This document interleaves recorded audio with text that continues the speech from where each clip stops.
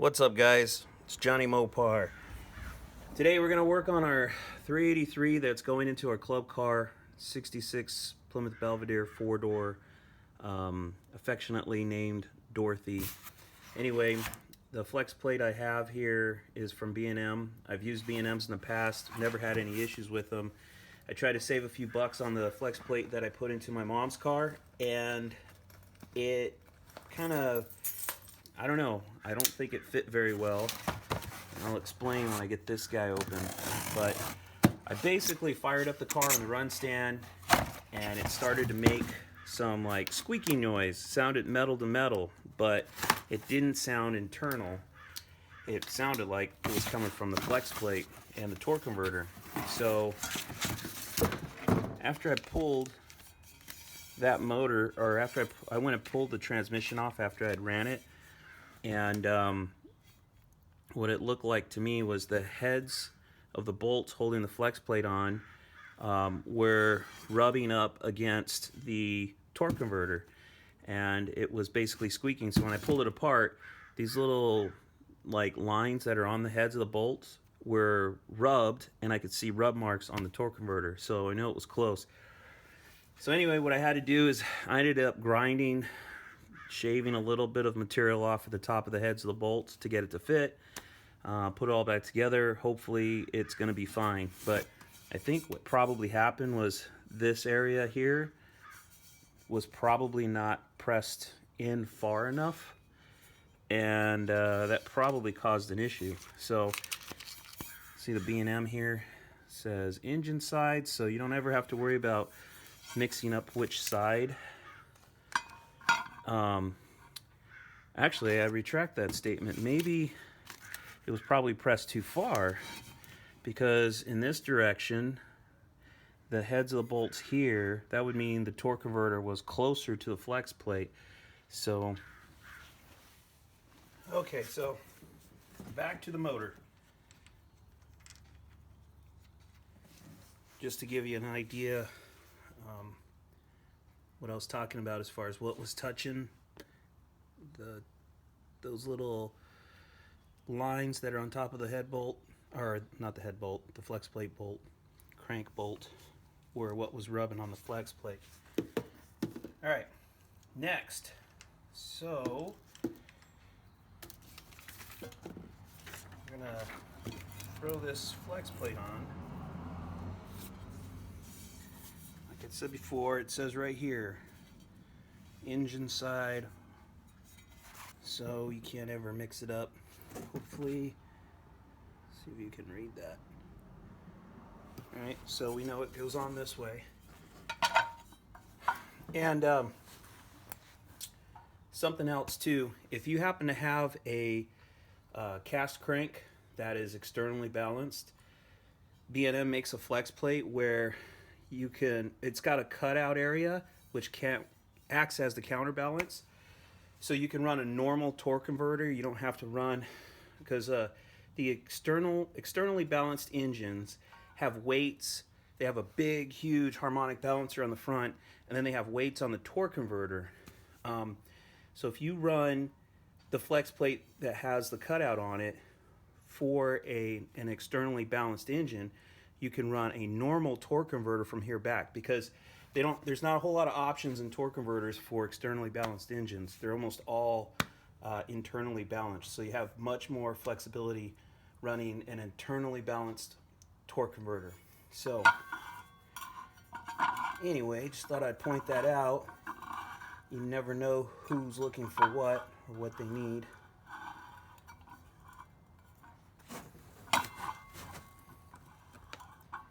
Just clock it around till it works. There we go. And then something else. This is Loctite, blue Loctite.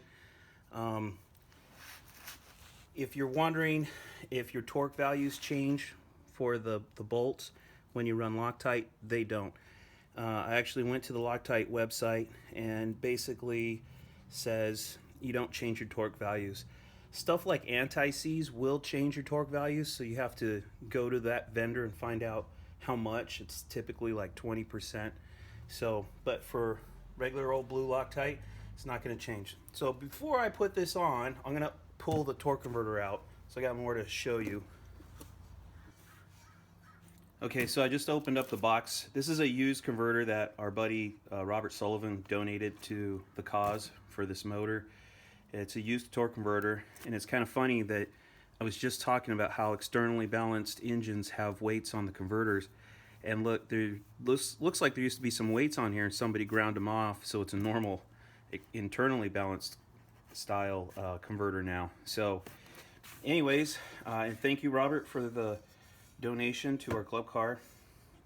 So I'm going to set the flex plate on here, and for those of you that might be new to the hobby, don't know, basically 3 of these holes are evenly spaced apart, and then the 4th is off a little bit, and so you always put the flex plate on the torque converter the same way.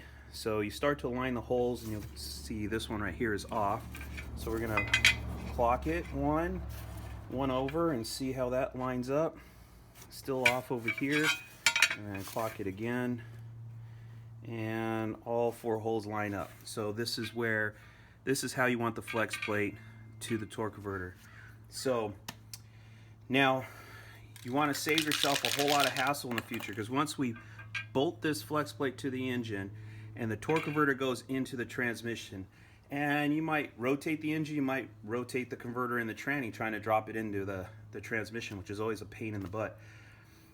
Anyway, you want to mark this thing prior to all of that. So we know right now this flex plate, this is how we want it facing or lining up to the torque converter.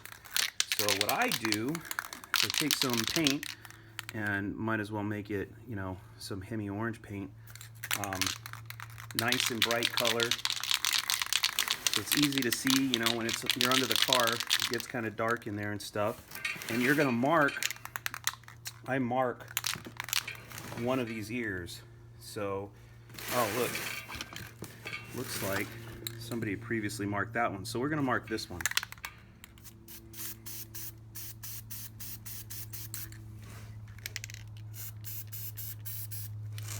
All right. So why do we mark it? So if once this is on the engine and the torque converter is in the transmission and those two are no longer aligned to each other, we bolt it all together. You can only get to one bolt at a time, and so you put a bolt in one, then you rotate it 90 degrees, put another bolt, rotate it 90 degrees, put another bolt. You get to the last one and it's off. Now you got to rotate it 90 and pull all the bolts out, and you don't even know how many times you got to turn it to get it to match. But since we painted it and the converter's orange and the flex plate's orange, when I put all this together, I'm just going to spin the converter till it lines up to this point, and I know all my holes are aligned properly. Then I could bolt it in, and I only have to do it once. I don't have to do it a bunch of times.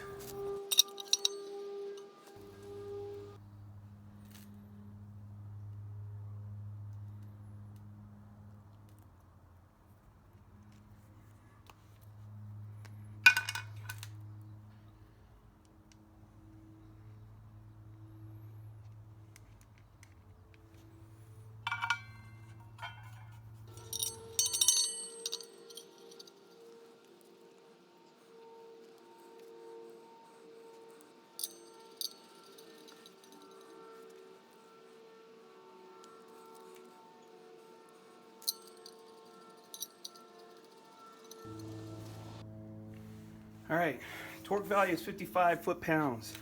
So since everything's just on there hand tight, I'm actually going to start with, let's go with 30 foot-pounds.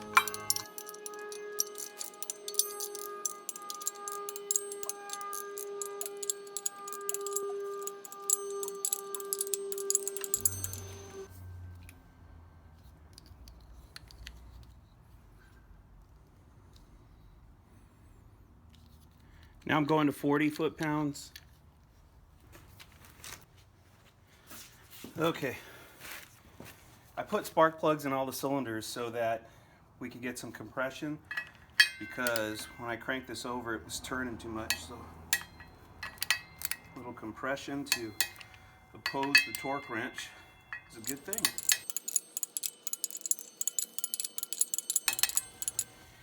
All right, that was 40 pounds. Now I'm going to go up to 50.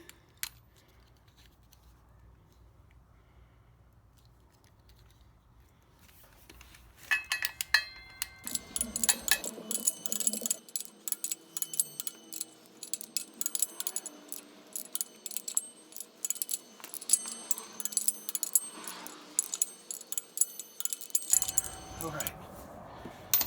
Whew. All right, if you were kind of paying attention, tightening this down is kind of like tightening down a head bolt. You want to start crossing, going back and forth. The issue with this is this thing's turning, right? You saw that. So try to go back and forth. So you'll go across, then back across, then across, back across. You get all of them. Then go all the way around. The reason you're going all the way around is to make sure that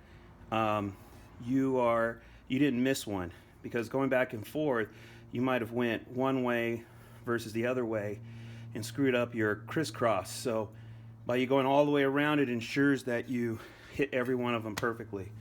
So that's torquing them down. Okay, so something I thought was cool to point out. Check out this crank. See, I'm going to turn sideways here.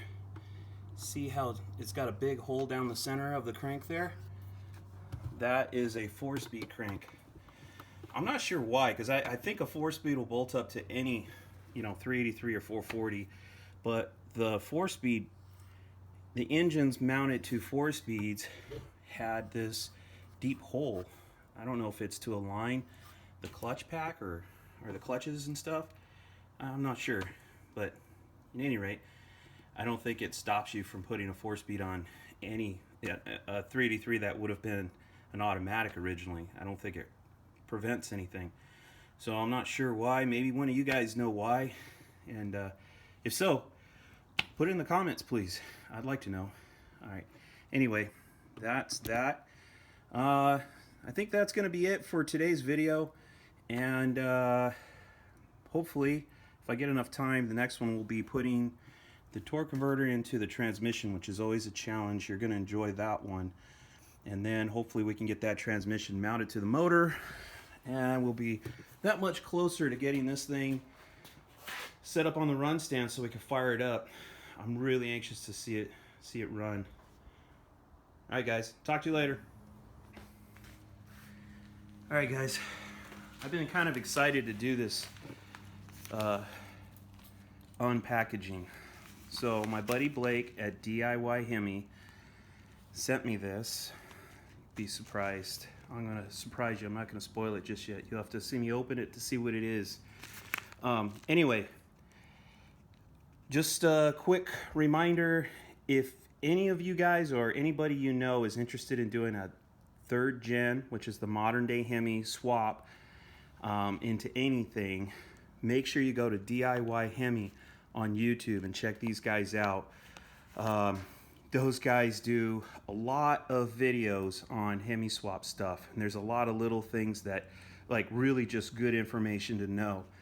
I know quite a bit about these old cars, but the newer stuff, I am freaking clueless. So check them out, DIY Hemi. All right, so let's see what my buddy Blake sent me. I put tape so that if there's any stalkers out there, they don't get our address and try to hunt us down.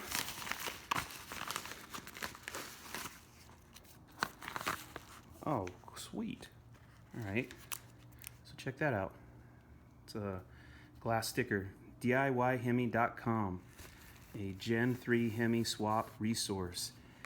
Believe me, guys, these guys know a lot about them. All right.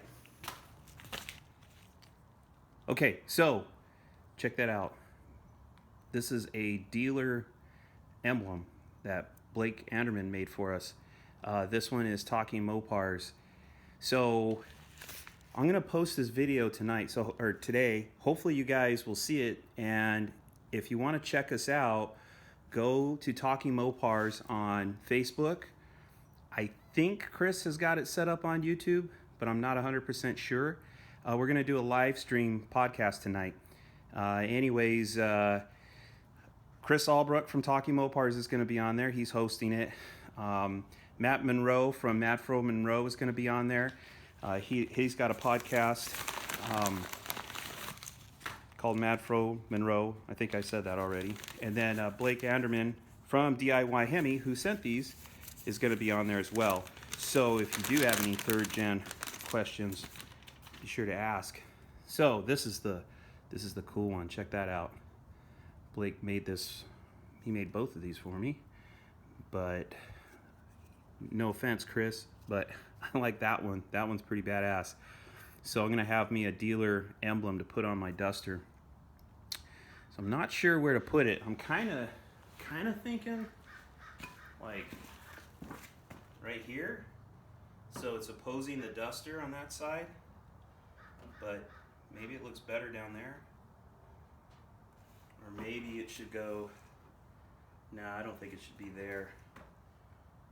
Go up there. I don't know. Hey, you guys got an opinion? Put it in the comments, please. I'd like to know where to put this thing. What do you guys think? I can't center it because there's like a hump right here in the car, so it's either got to be on this side or that side, but I'm kind of leaning to here or down here. Let me know. All right, guys. Hopefully we'll see you tonight.